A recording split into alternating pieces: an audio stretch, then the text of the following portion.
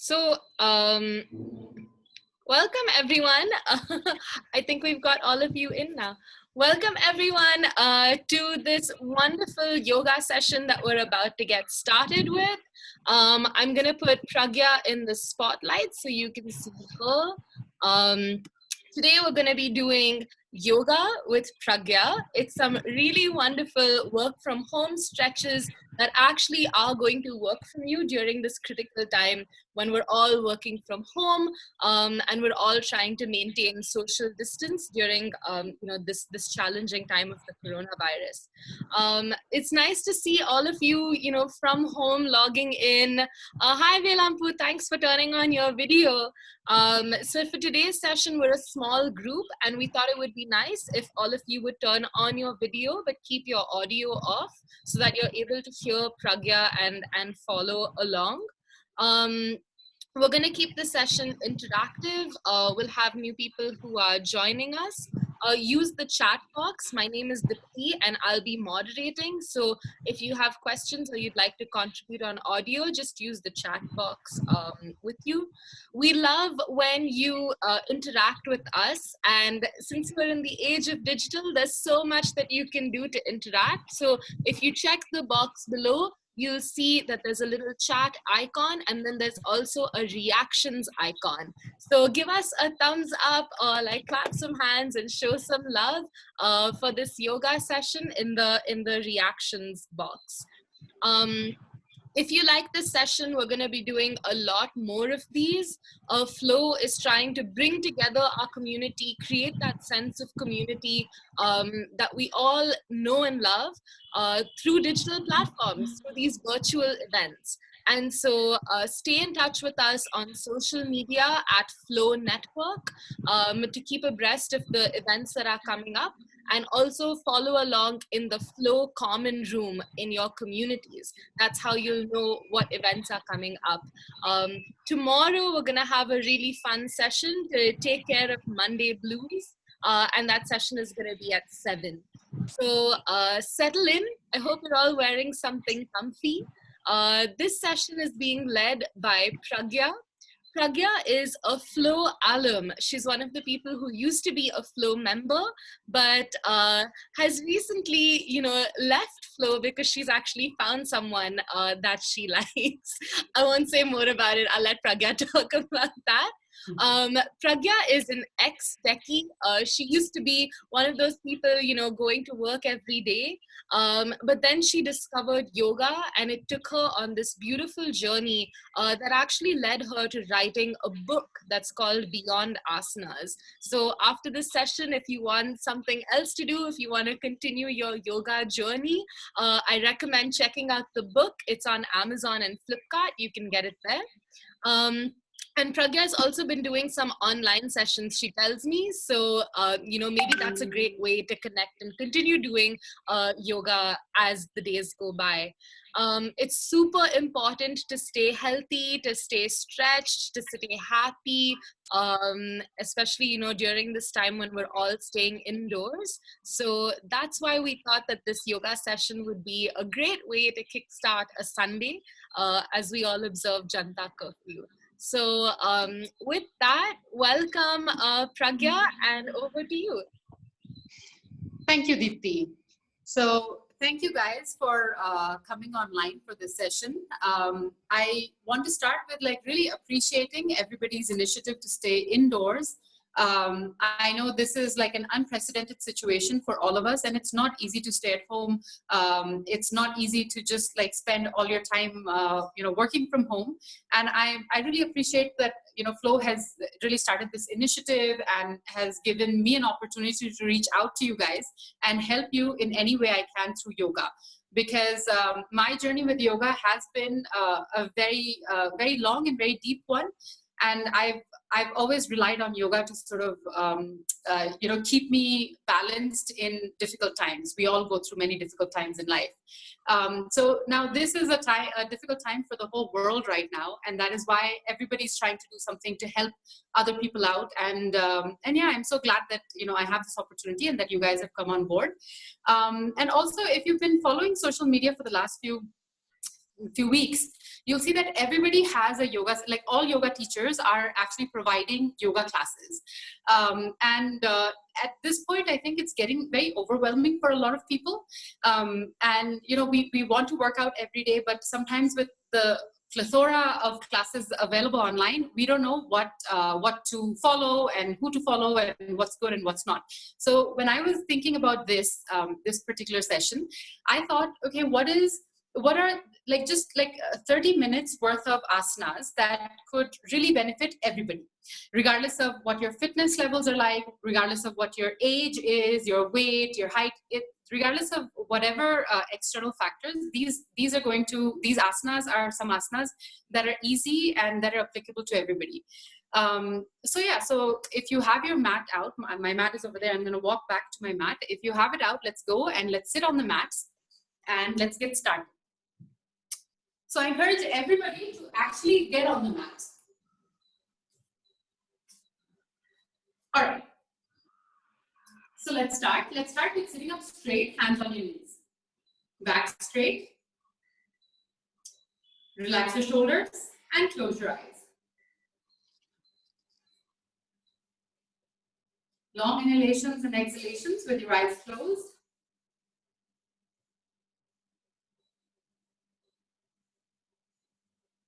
Notice how quiet and silent it is outside.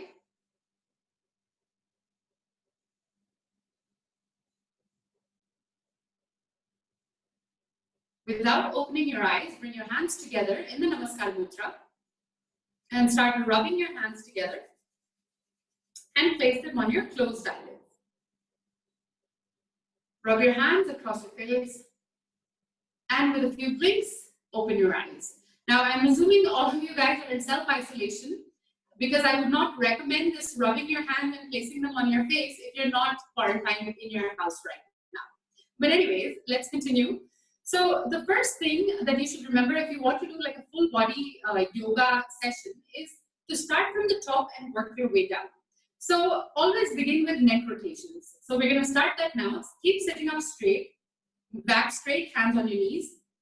And you're going to start with neck rotation. So you're going to inhale as your head goes back and exhale as it comes forward.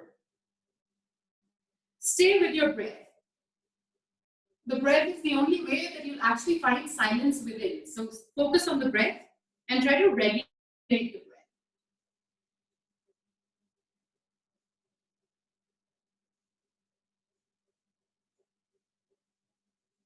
Now let's go in the other direction. So inhale as your head goes back and exhale as it comes forward.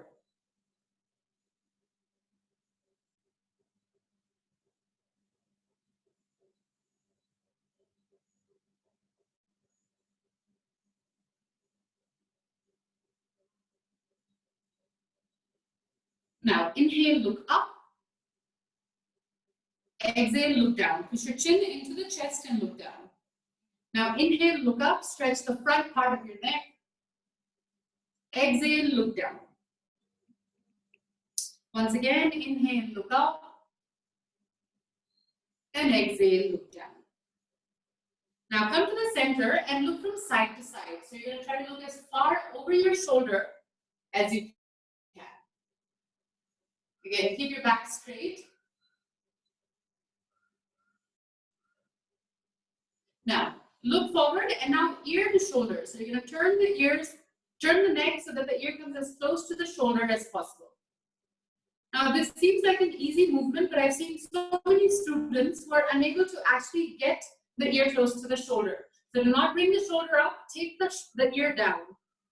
Those of you with stiff and tight shoulders will benefit from the neck rotations that we've just done.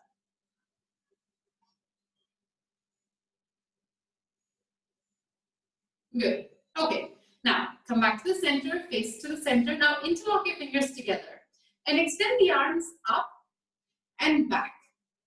So it's not just extending up, but you're also pushing the arms back as though you want to touch a wall behind you. And when you do that, you'll notice that the chest expands, the sternum lifts up, and some of you may even bring your knees up, but try to push the knees down and try to stay firm on the floor. And now you're going to slowly release the arms. Keep the length in the back. So if the back right now is really stretched and lengthened. So what you want to do is you want to release the arms, but keep the back long. Place the right hand on the left knee and twist back. Look as far over your shoulder here also. Try to push the knees down to the floor. A lot of you are lifting the knees up.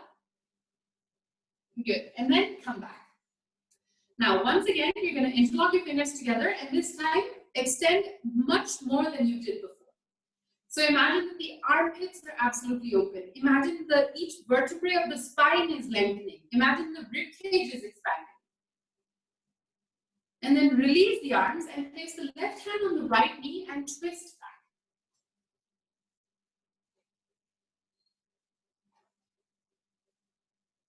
Good. And once again, come back. Now, extend the arms up. So you're going to keep the arms straight and extend them all the way up so that the biceps are aligned with your ears. So a lot of you will tend to do this where the biceps are really like so far ahead of the ears, but you want to try to open the chest, open the shoulders and lift up. Reach up and lift up. Now with the right hand, pull your left wrist and then pull the left wrist to the right side. Keep the left hand absolutely limp, absolutely like unmoving and relaxed. It's the right hand that's working right now. And the right hand is working to extend the left side. It's pulling the left side. And come back. And once again, extend the arms up. And then with the left hand, hold the right wrist. And again, you're going to pull to the left side. You're holding the right wrist firmly and pulling to the left side. Good. And then again, one last time, you're going to extend the arms up. Extend up. Feel that rib cage opening. Feel the sternum lengthening. And then relax the arms. Good. Now, place your hands on the floor in front of you. And then walk forward. So those of you with a flexible spine and flexible hip joint will be able to come all the way down. So you could potentially put your forehead on the floor. And those of you who are able to put the forehead on the floor, just walk forward with the hands and try to open the chest. So once your hands are firm on the floor, push the chest forward. Yes, so do not collapse the chest, do not round the back, keep the chest open. Good, come on. Sitting all day, we never do this movement. We never give the hip joint a chance to stretch forward. So this is an important stretch that you must do every day when you sit down.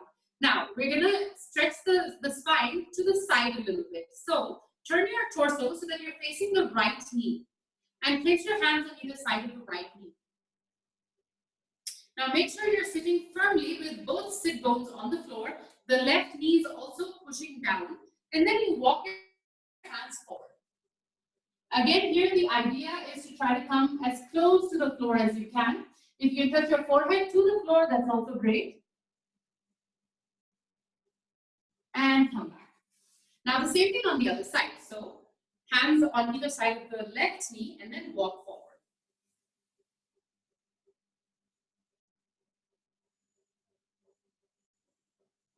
And slowly walk back. Good. And now one last stretch for the spine. So you're going to place your right hand from the elbow all the way to the palm on the floor. And then take the left hand up and out, aligning the left bicep with the left ear. And now once you're done with that, then take your eyes and look up. Look up at the ceiling.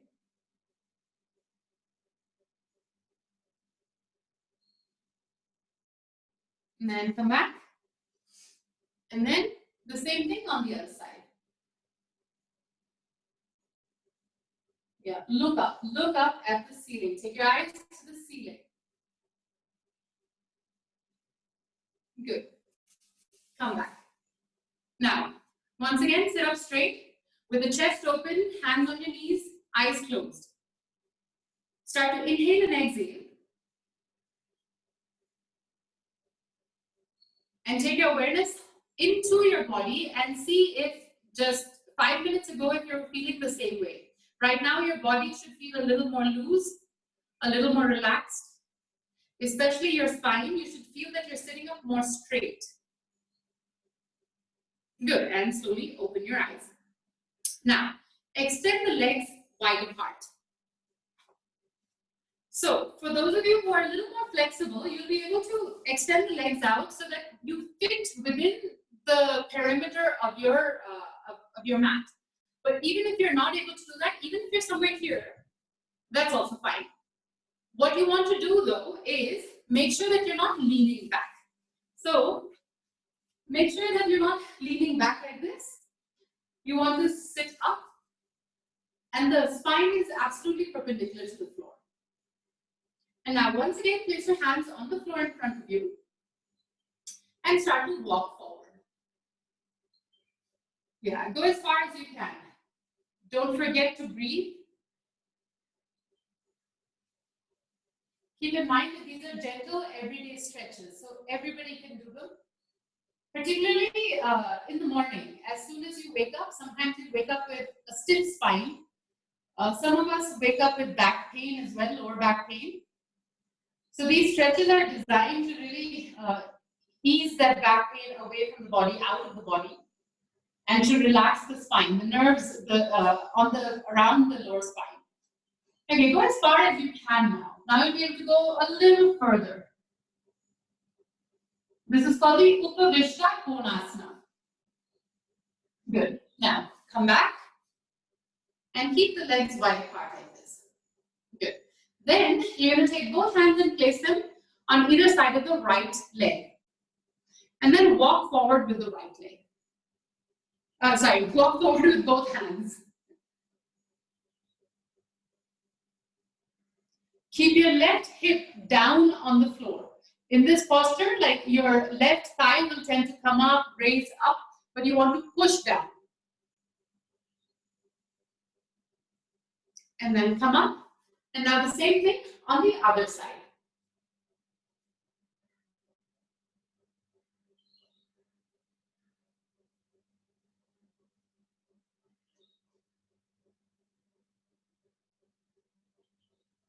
Good. And come up. Now, fold your left leg in. Keep the right leg stretched out, but fold the left leg in.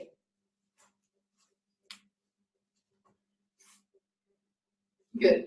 Now, you're going to place the right elbow on the right thigh, and take the left hand up and over your head, and see if you can touch your right foot, the right toes. You can even place the right elbow on the floor. With this posture, we have intensified the side stretch. When we started, we did a slight side stretch with holding the wrist and pulling. Good. Come up. Now we'll do the same thing on the other side. So extend your left leg out, right leg in.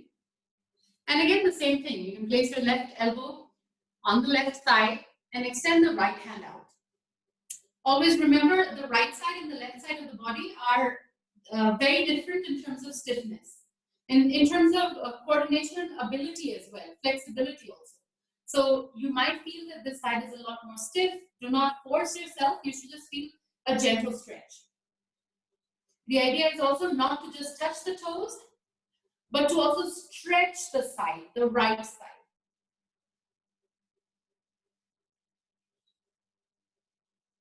Good. Come. Good. And then sit in your, this is called the Sukhasana. With your legs crossed, it's a Sukhasana. And again, place your hands on your knees and start to inhale and exhale. Close your eyes. And awareness now on the hip joint. We started with the neck. We rotated the neck several times, moved the shoulders around. So that was relaxation for your shoulders and for your neck. Now, all the moves that we've done with the legs forward, the legs out to the side, has relaxed the hip joint and increased the mobility of the femur bones within the hip socket. Keep your awareness on your breath.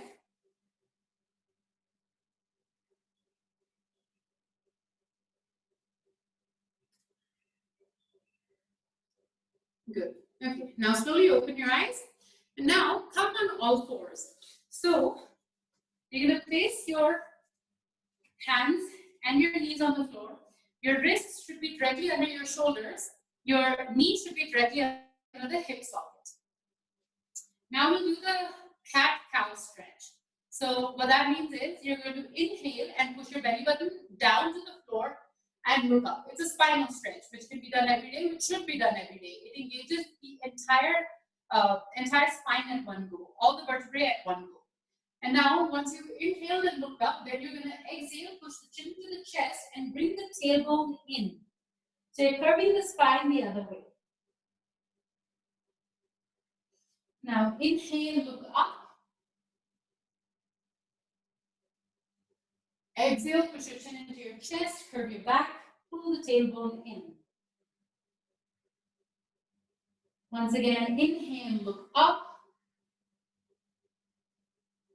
And exhale, push your chin into your chest, curve your back, pull the tailbone in. And then come back to your base position. And now what you're going to do is focus on the arms, like especially the arms between the wrist and your elbow. So that if you're sitting at home and like typing or sitting in the office and typing, this part of your arm is always engaged, cramped, and never stretched. So to stretch this part out, what you're going to do is you're going to turn the hands around so that the fingers face you. So again, it's an outward rotation of the hands. And then do the same thing on the left hand. And then bring the hands back to their original positions. Again, turn and bring them back. And one last time, you're going to turn the hands around and you're going to stay here. Make sure the fingers are splayed out on the mat. Make sure your palm is flat on the mat. Make sure the wrist is pushing down onto the mat. And then start to rock back and forth.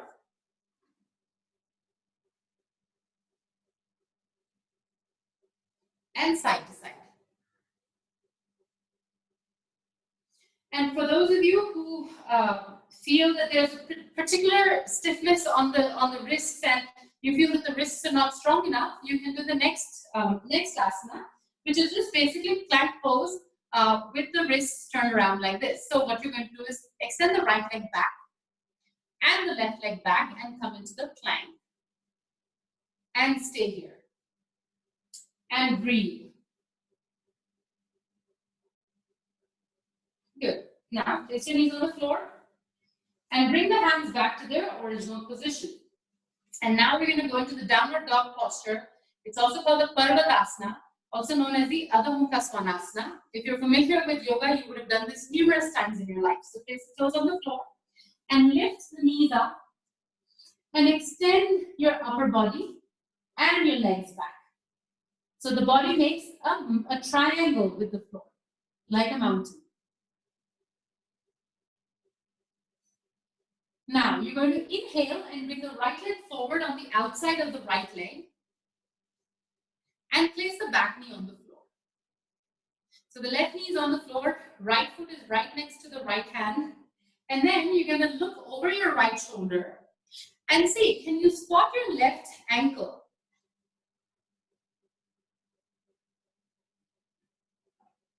Yeah, you have to turn a little bit to spot the left ankle. Now we're going to repeat this on the other side. So you're going to go back into downward dog. And then bring the left leg forward on the outside of the left hand. Place the right knee on the floor. Now look over your left shoulder and see if you can look at your right ankle.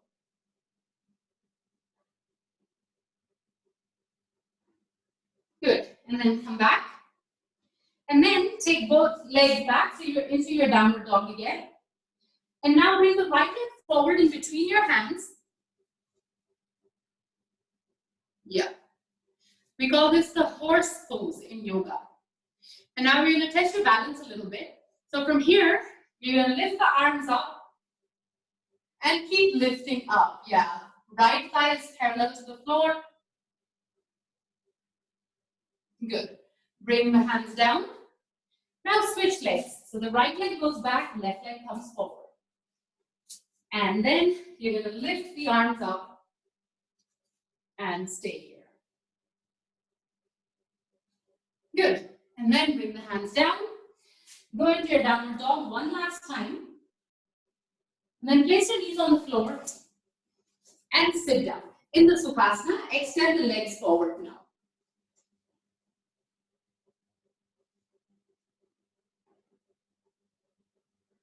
Good. Now, I'm deliberately sitting facing forward so that you can see the side of my body. So what I want you to do is, interlock your fingers together, extend the arms up, and your body should be in a straight line when you extend the arms up. For most of us, we tend to do this, but you must try to lengthen up.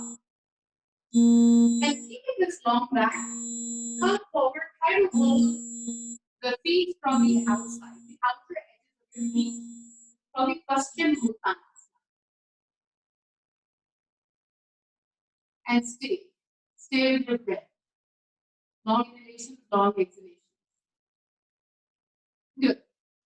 Come back. Now, pull your right leg in.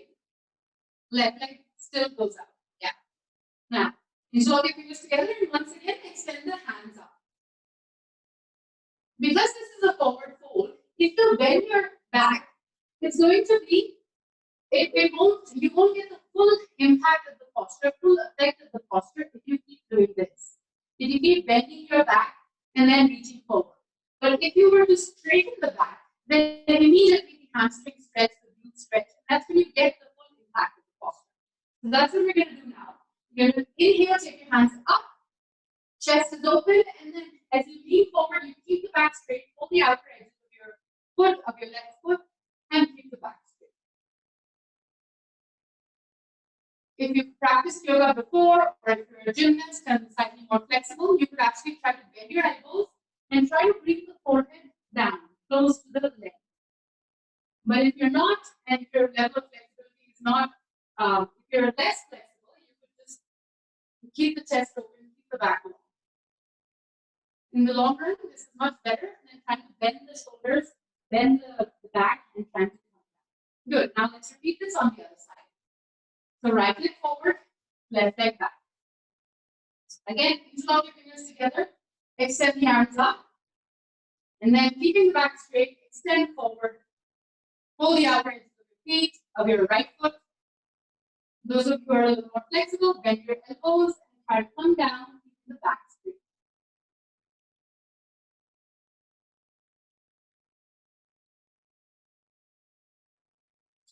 And come up, and come up. Good. Now, let's do the Padmasana. So to do the Padmasana, you're going to extend the legs forward, both legs. Take your right foot, place the right foot on the left thigh. Take your left foot and place it on the right thigh. Good. Those of you who are finding this to be a little challenging, you can just stay here with the left leg extending and the right foot on top of the left thigh. This will be Ardha Padmasana, which is also, it gives you all the benefits. And soon, with proper practice, with regular practice, you'll be able to actually do the full Padmasana. Good. Now release the legs, and we're going to do the Padmasana with the left leg up this time. So this time, take your left foot, place it on the right thigh first. And then take the right foot and place it on top of the leg. And stay.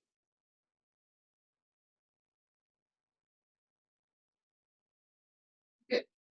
All right. Now release the legs in Sukhasana. Now it's also very important to have like a meditation aspect, meditative aspect to your daily yoga routine or daily life. So what we're going to do is something called the Anulom Vilom Pranayama, which is just alternate nostril breathing. And this is a pranayama that you can do when you wake up, anytime during the day, and particularly before you go to sleep. It really relaxes you, and it's very meditative because you really have to remember where you inhale and where you exhale. So I'm going to show you the proper way of doing this. Just follow my instructions. Lift up your right hand and extend the fingers out. So it's almost like you're showing somebody a 5. Good. Now, bend your index finger and your middle finger. Good. So now your thumb is extended, your ring finger is extended out, and your little finger is extended out. So this is called the Nasika Mudra, and it does make a difference to this posture, to this to the pranayama that we're about to do. So this is the correct way of using your hand. This is the correct. It's called a mudra, the position of the fingers. This is the proper position, the proper mudra for the Anulom Vilom Pranayama. So now, keeping your hands in the Nasika Mudra, you're going to take the thumb and place it gently on the right nostril so that you're blocking the airflow on the right nostril. Now, slowly start to inhale slowly through the left nostril. Now, use your ring finger to close your left nostril and exhale through the right nostril. Now, inhale through the right nostril, close with your thumb, and exhale through the left. Good. Again, inhale to the left, close with the ring finger, and exhale to the right. And continue. So you're inhaling to the left, exhaling to the right, inhaling to the right, and exhaling to the left. Close your eyes and continue this for about a minute or so.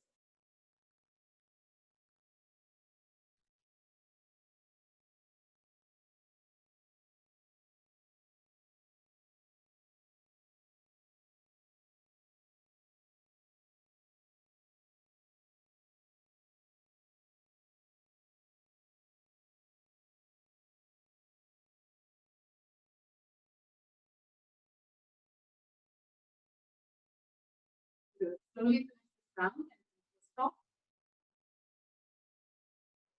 Okay. And now lie down. We'll do a few stretches that I would like you to do before you go to sleep. In fact, it's just one major stretch which you should do right before you sleep. And we've covered we've covered the seated asanas, we've covered a few of the standing asanas, a few of the twists. So now the only thing that's remaining is your lying down, prone asana. So go ahead and lie down on your mat. With your knees bent, place your feet on the floor.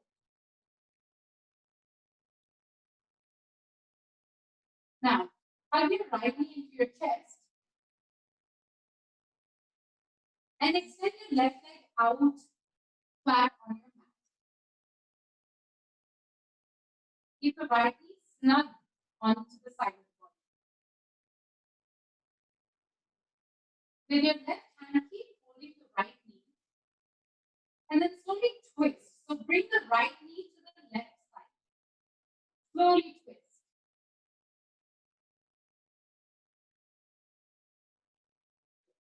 Come back. And now place the right foot on the floor and hug the left knee into your chest. With the left knee snug against your body, you're going to extend the right leg out.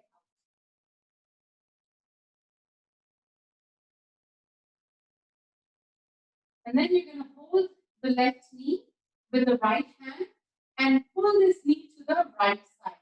So you're again twisting.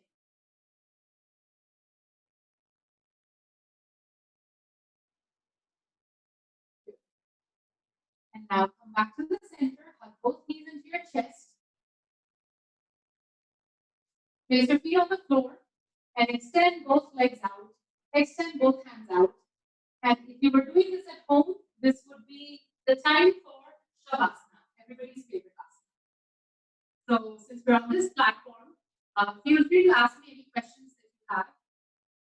Feel free to just kind of note the kind of changes that have happened in the body.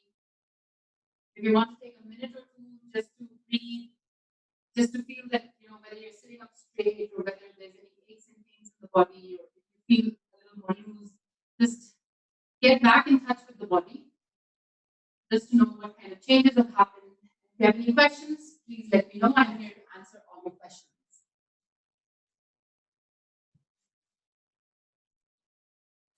Great. I think I think great it's session. So much, Pragya. I think that was really wonderful. I feel very relaxed. Um, if you guys have any questions, oh, Tamanna's having trouble hearing. I think Pragya is now closer to the mic, so that might help. If any of you have any questions, feel free to type them into the chat box, or you can turn off your mute and you can just ask the question to Pragya.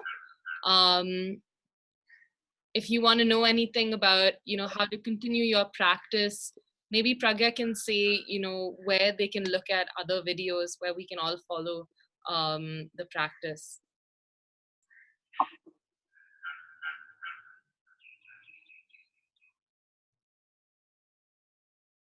What is the difference? Okay, Gauri is asking a question. What's the difference between pranayam and anulom vilom?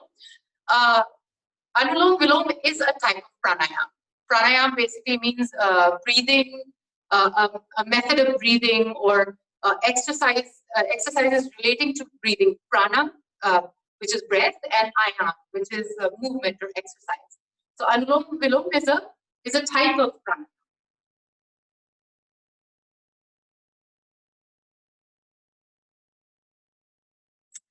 Yeah. Okay, some exercises for the lower back. The twist that we did, that's called the Supta Marichasana, where you hug your knee in, and then take the knee to the opposite side. There are many variations of that, which are also seated.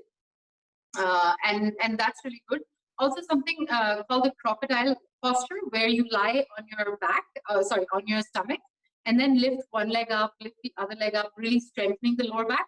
That's very, very good to strengthen not only the lower back, but also to relieve pain. So if you have pain, this is one of the postures that's recommended, and it will immediately heal the pain.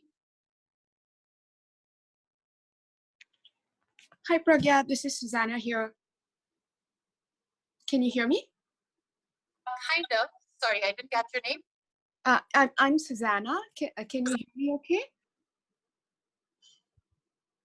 Okay. I'm just going to ask the question. So, because like we end up sitting a lot, I think nowadays with, work from home and stuff like that, at the end of the day, I don't know about others, but I can have like a sore lower back because I guess we're walking less because we're not in a bigger office space and stuff now. So any tips for that? Yes. So the entire, like the sequence that we did, where you're extending the arms up and twisting and then bending forward, all of these, see the lower back hurts and there's soreness in the lower back because the muscles are just not stretched. And plus, when you sit, the entire like upper body is like collapsing on the lower back. Like the spine is like literally gravity is pulling each vertebrae down, and all of the weight is landing on your tailbone, and all the nerves and muscles around the tailbone. And that's why you have the sore back. So if that is something that you're experiencing daily, then doing the routine that we've just done, where you're making sure to bend forward, bend to the side, and then bend back, like backward bends are also there. So once you make sure that the spine is bending in like all different directions on a daily basis, in the morning and in the evening, then you won't feel that soreness. Okay, thank you. That helps. What I recommend is the Surya Namaskars. So if you do like 10 Surya Namaskars a day, even 5 Surya Namaskars a day, that's like extending the spine in all directions, and in just one round you take care of all of it. So that's another thing that you should really do. Okay, great. I like Surya Namaskars. Any more questions? Okay. Hi, Pragya, can you hear me? Yes. Pragya, does the sequence of asana matter? Does sequence of asanas matter? Right. Yes, it does. Sequence of asanas matters when you're doing very advanced asanas. So like what we've done today, theoretically, you could start from anywhere. You could start with like lying down and then gradually progressing like standing asanas. or you could start from standing asanas and gradually lying down. So what we did today was relatively simple because it was designed for all fitness levels. But when you're doing what we call advanced asanas, like very deep forward bends or very deep back bends, then the sequence matters because you have to get your body prepared and the muscles opened enough to go into like deeper asanas. So in a way, yes, it does matter, but not for what we've done today, because what we did today was very simple. That was simple. I couldn't even do, if that was simple, I couldn't even do 30% of whatever you just showed. So if it was like, pretty intense for somebody who has never done yoga and for the first time trying it. Right. Something's up with my audio. You're saying that you couldn't do 30% of. Oh no, I mean, the way with which you touched your toes, I was like, I could do that, but the nearest toe available, I touched that. I couldn't touch my toe. Yeah, and that's fine,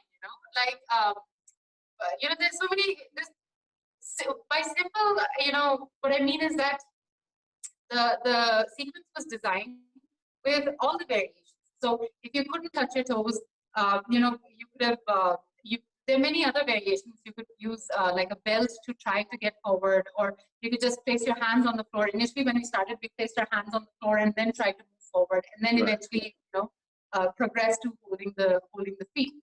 So, but even then, like even for somebody who cannot touch their toes, what we've done today is very, it's not really accessing muscles and bones, which would be harmful, for somebody who's not done yoga. Like there are certain postures which require a great amount of like flexibility, but also an understanding in the body, within the body, and how, the mechanics of the body, how the knee joint moves, how the hip joint moves, how the elbow is supposed to move. But these asanas didn't require that much of mechanical engagement, which makes them simple. So for instance, if you're moving forward, yes, perhaps you're not able to touch your toes, but that movement of moving forward, that direction of moving forward is a very simple movement. That's just one movement you're going. In yoga, there are many yoga asanas where you're moving forward and twisting at the same time and turning back. So that becomes a more advanced asanas, and balancing also. So one asana could have many components, many different types of movements. That's what makes it an advanced asana. What we did today, it was just simple, like moving forward or sidewards, or lifting the arms up. So in that way, it's like that's what I mean when I say it's a simple. These are simple exercises. But yes, you're very right that there are lots of people who can't even do this. But then this is very safe for them to do. This is a great way to begin. Thank you. That helps. Thank you.